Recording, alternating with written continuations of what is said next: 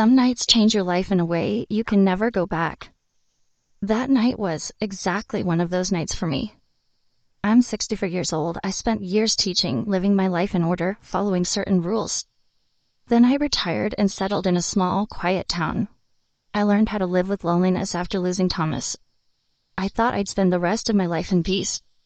But some things show up at your door when you least expect them. Like Nathan coming back. Thomas's stepson. I hadn't seen him in 3 years. Back then, he was just a reckless, carefree kid. But now, standing in front of me, he was a 27-year-old man. Life hadn't been kind to him. I could hear it in his voice when he called and asked, "Can I stay with you for a while?" My door was open to him. The moment I saw him, I realized maybe I was the one who needed help.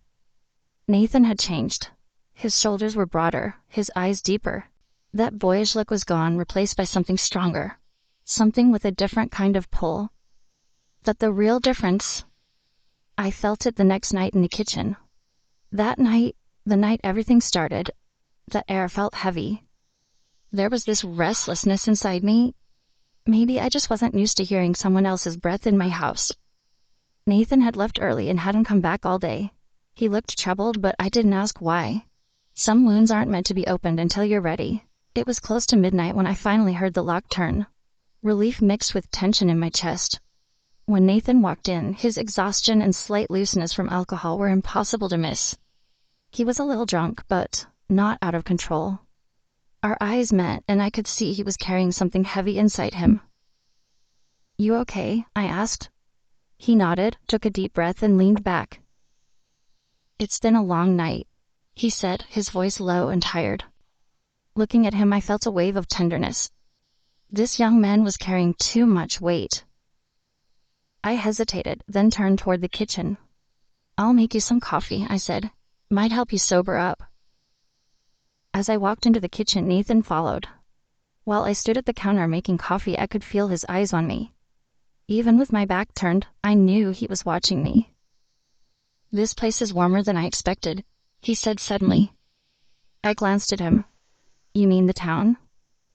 "Warmer than anywhere I've been," he answered, but his eyes weren't looking at the kitchen. They were looking at me. For a second, my heart pounded. He was watching me. For the first time in years, I felt someone's gaze on my skin. The silence in the kitchen as the coffee brewed said more than words could. Nathan leaned against the counter, one hand at his pocket, the other running through his hair. He looked tired, maybe even a little broken. I focused on placing the coffee cups on the counter, avoiding his gaze. "You know," Nathan said after a moment, his voice soft. "Sometimes, no matter where you go, you can't escape feeling lonely." I looked into his eyes.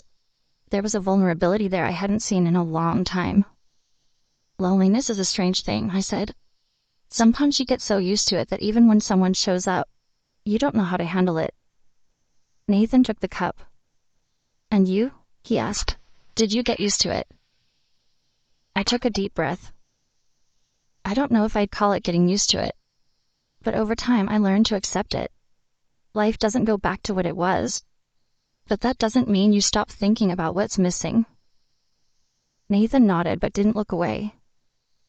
"Sometimes people think they've gotten used to being alone," he said, "but really they're just trying not to feel anything." Something about his words stirred something deep inside me. Maybe he was right. Maybe I hadn't really gotten used to being alone. I had just been avoiding feeling anything at all.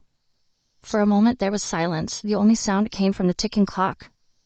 Nathan traced the rim of his coffee cup, watching me, unreadable. "You know, I've never seen you like this before," he said suddenly, a small smile playing on his lips. I raised an eyebrow. "Like what?" He shrugged. "Still this strong. Still this beautiful. After all these years." His words sent a ripple through me, but I tried not to show it. I lowered my eyes to my coffee cup, smiling slightly. "I guess time can't change everything," I said softly. Something settled between us, maybe a closeness, maybe the rebirth of something missing. But I wasn't sure what it was or if I wanted to know. When I noticed how late it was, I stood up, trying to shake off the confusion. "I should get to bed," I said with a small smile. "It's been a long day." Nathan nodded, but his eyes stayed on me. "Yeah, you're right." As I placed my cup in the sink and walked out of the kitchen, I could feel his gaze following me. It left a lingering thought I couldn't quite hold on to. As I made my way to my bedroom, there was a storm inside me.